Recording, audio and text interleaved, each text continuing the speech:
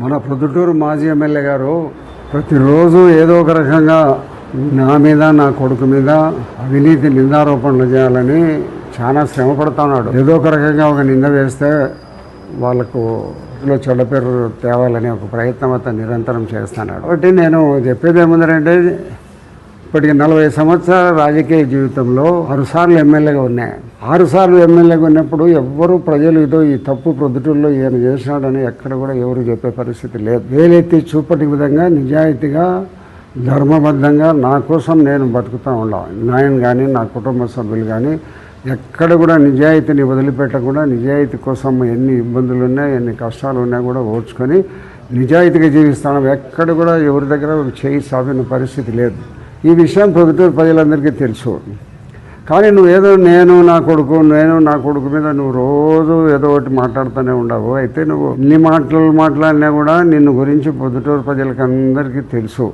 మేకవన్నే పులివి నువ్వు. నీ యొక్క పరిస్థితి 10 సంవత్సరాల్లోనూ మొన్న గత 5 సంవత్సరాలు అధికార పార్టీలో ఉన్న కాలంలో నువ్వు చేసిన ఎన్నో అన్యాయాలు, అరాచకాలు, అవినీతి పనులు, లంచగొండి పనులు ఎన్నో రకాలు నువ్వు చేసినావు. ఇవన్నిటిని గుర్తుపెట్టుకుంటారు ప్రజలు. ఏదో మర్చిపోయినారని నువ్వేమన్నా అనుకుంటున్నావేమో కానీ ప్రజలందరూ గుర్తుపెట్టుకొని ఉంటారు. జీవితాంతం నిన్నుగా మర్చిపోరు. ఎందుకంటే ఒకవేళ నేనైనా కూడా ఏదైనా కొంతకాలం తర్వాత నన్ను మర్చిపోవచ్చేమో కానీ నీలాంటి అవినీతి పరుని ఎవ్వరు జీవితంలో మర్చిపోయిన పరిస్థితుల్లో ప్రజలు గుర్తుపెట్టుకుంటారు. కాబట్టి నువ్వు నిరంతరము నా కొడుకు మీద నువ్వు నిరంతరం ఏవో రకరకాలుగా చెప్తా ఉండవు. ఏదో మహేష్ అని ఉన్నాడు కాంట్రాక్టర్లలో, మహేష్ కాంట్రాక్టర్ వర్క్స్ చేసుకుంటున్నాడు అందరి మాదిరిగానే వ్యాపారం చేసుకుంటావు. నువ్వు వేసుకో దాన్ని ఎవరన్నా.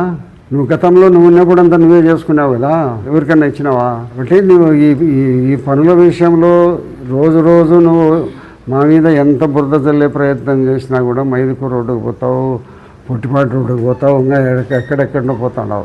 నువ్వు అధికారంలో ఉన్నప్పుడు నీ మీద పత్రికా ప్రకటనలు చేసినప్పుడు నేను ఎవరిది ఏ రోడ్ల మీదకి పోలే, ఎవరికి ఎక్కడ పోయి చెప్పలే. నువ్వు నా దగ్గర 25 సంవత్సరాలు నా దగ్గర ఉన్నావు. అప్పటి నుంచి నీ పరిస్థితి తెలుసు. అప్పటి నుంచి నీ చేతి లాగవము, నువ్వు ఎట్లా డబ్బులు కొడతావు, ఎట్లా డబ్బులు చేతికి వస్తాను, ఎట్లా దాచిపెడతావు అనేది కూడా నాకు తెలుసు. నిన్ను గురించి నేనేదో కొత్తగా నేర్చుకోవాల్సిన పని లేదు. నువ్వేదో ఉన్నట్టుండి నువ్వు రాజకీయాలు లేకొచ్చింటే నిన్ను గురించి నేను తెలుసుకోవాల్సిన పని లేదు. మీ మామ నా దగ్గర ఉన్నాడు. మీ మామ తర్వాత నువ్వు నా దగ్గర ఉన్నావు. నా దగ్గర 15 సంవత్సరాలు పనిచేసినావు.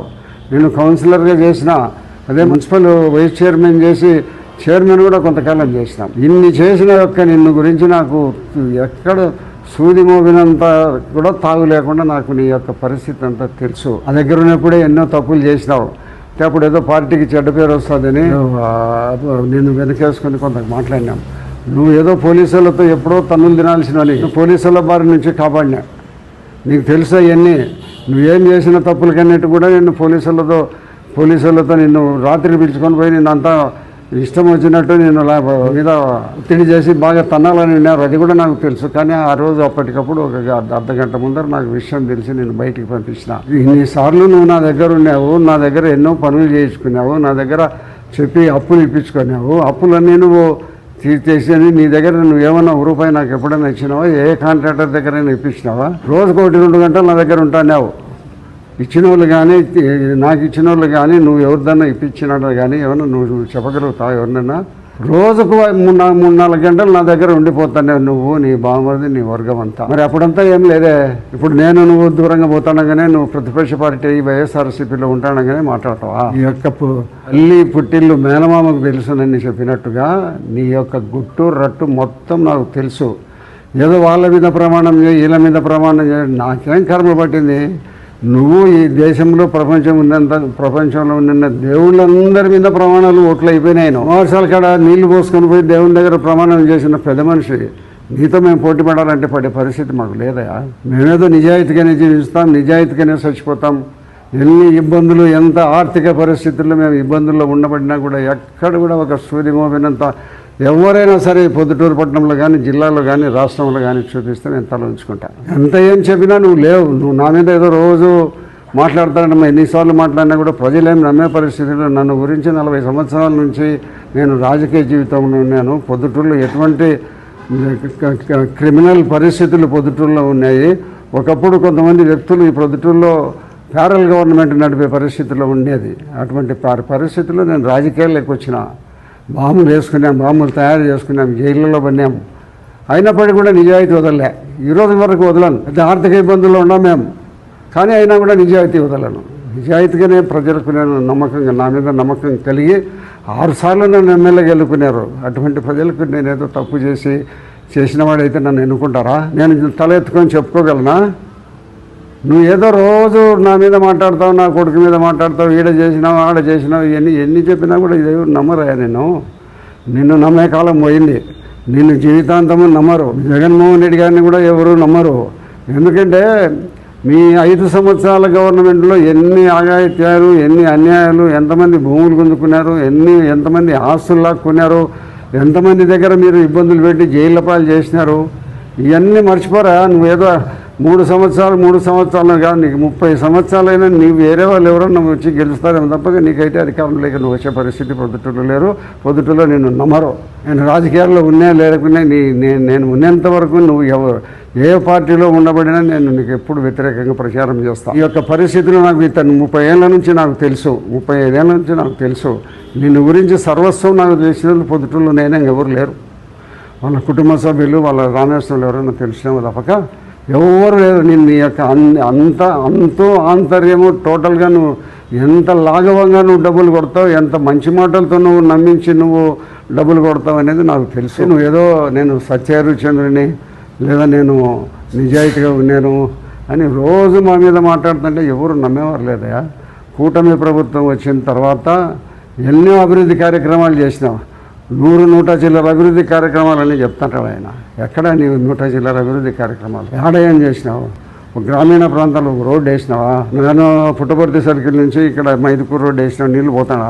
మేము చేసినాం చూడుకో. కాలువలు ఎంత విస్తీర్ణం వెడల్పు పెట్టి మేము కాలువలు చేస్తున్నాము. పొట్టిపాటి రోడ్డు వేస్తున్నాము, ఎర్రగుంట రోడ్డు వేస్తున్నాము, కొరపాటి రోడ్డు వైండింగ్ చేస్తున్నాము. నువ్వు డివైడర్లు పడగొట్టుకోవడము, కట్టడం, ఎక్కడైతే డబ్బు ఎక్కువ వస్తుందో ఆ పనులే చేసుకున్నావు.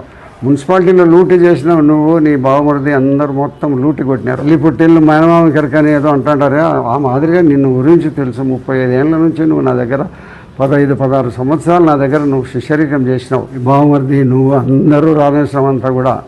నువ్వు ఏదో అయిపోద్దు నేను బయటికి పోయినానని నా మీద రోజు మాట్లాడుతూనే ఉంటావు.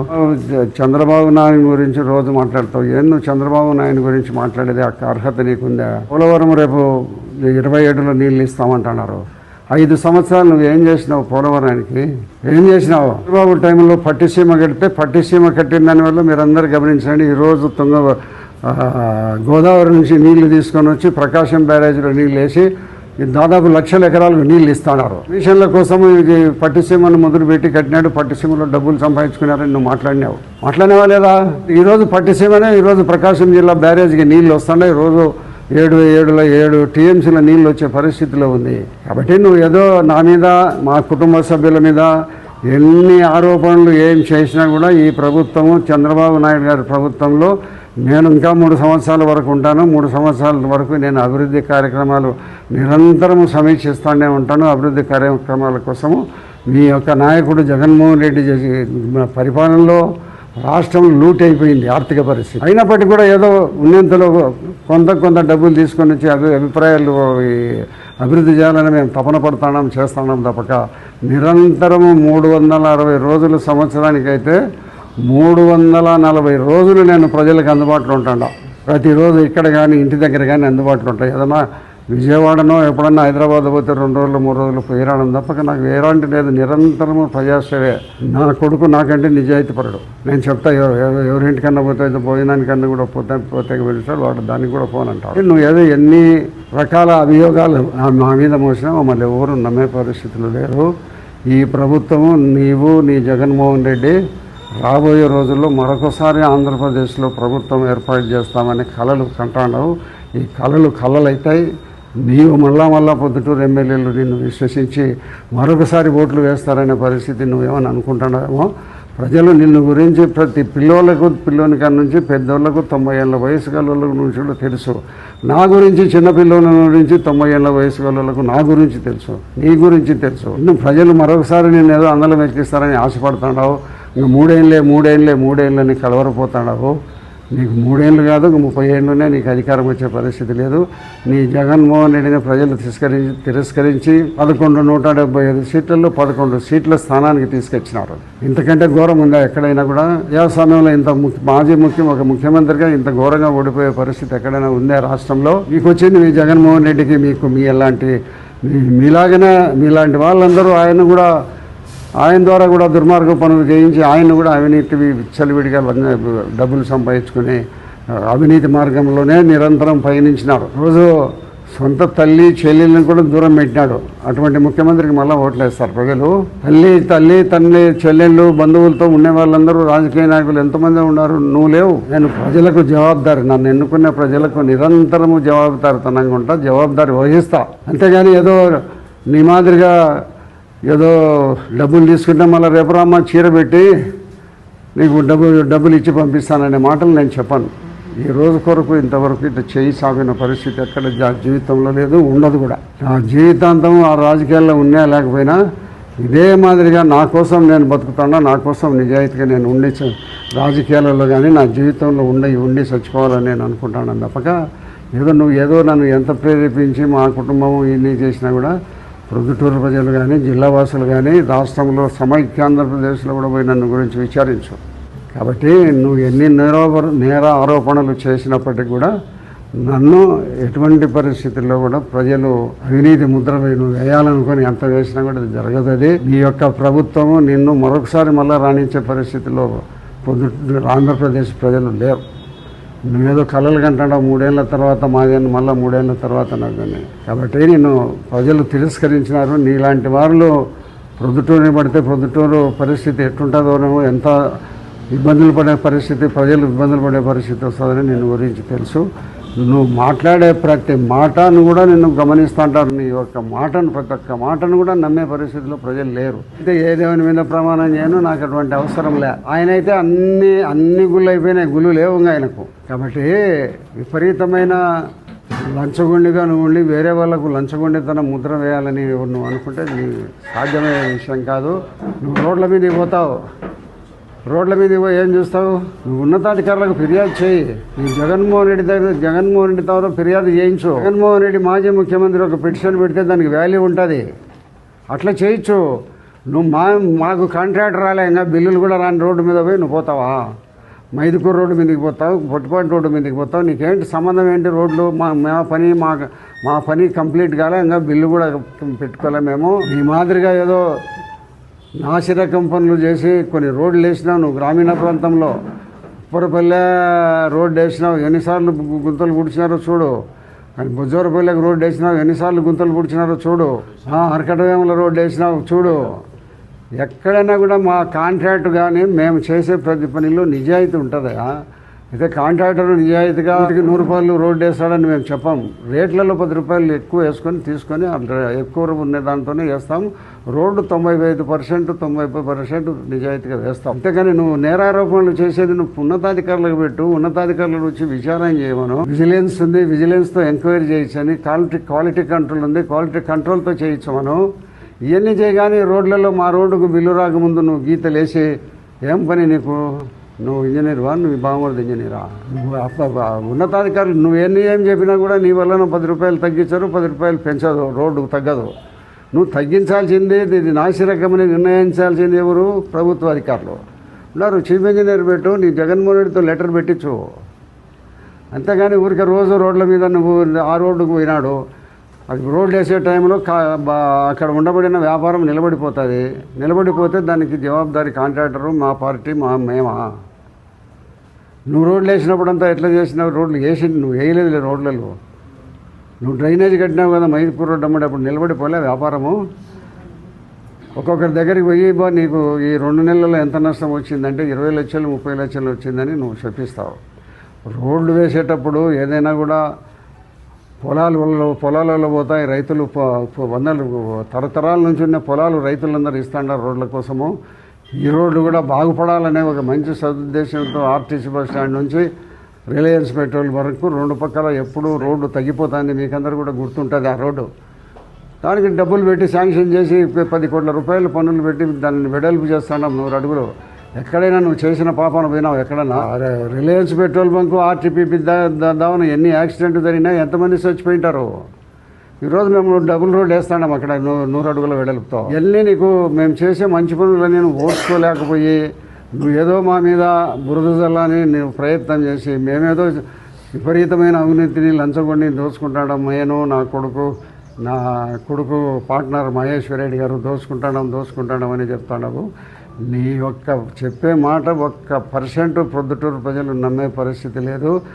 నేను ప్రొద్దుటూరు ప్రజలకు జవాబుదారి. నేను ఎక్కడన్నా తప్పు చేసి ఉంటే ఏ ఒక్క చిన్న వ్యక్తిగా కూడా ఒక రిక్షా దొక్కేవాడు కూడా నన్ను ప్రశ్నించవచ్చు, నేను జవాబు చెప్తాను. ఎవరైనా సరే ఎక్కడైనా సరే ఛాలెంజ్. మేమేమి ఇక్కడ రియల్ ఎస్టేట్ బిజినెస్ చేయడంలో, ఎవరి భూములు మేము ఆక్రమించుకోవడంలో, ఎవరి భూములు గెట్లు వేసుకోవడంలో, ఎవరిది లాక్కోవడంలో, ఎవరన్నా రియల్ ఎస్టేట్ వేస్తా అండి ఫ్లాట్లు వేస్తే వాళ్ళు డబ్బు కట్టాలి. నీకు అట్ట పరిస్థితి లేదు మాకు. అంత దిగజారి బతుకం నీ మాదిరిగా. కాబట్టి నువ్వు నిరంతరము మా మీద ఏదో మా కుటుంబాల మీద మాతోటి భాగవస్తుల మీద నువ్వు ఎన్ని చెప్తానే కూడా ప్రజలు నమ్మే పరిస్థితి లేరు. నేను నా కోసం నేను నిజాయితీగా బతికి చచ్చిపోవాలనే ఉద్దేశంతో ఉన్నాను తప్పక ఎవరి కోసం కాదు. నేను కానీ నా కుటుంబ సభ్యులు కానీ మా అన్నదమ్ములు కానీ ఎవరైనా కూడా ఒక తప్పు చేస్తే దానికి ఎవరైనా రుజువు చేస్తే తల వంచుతాం.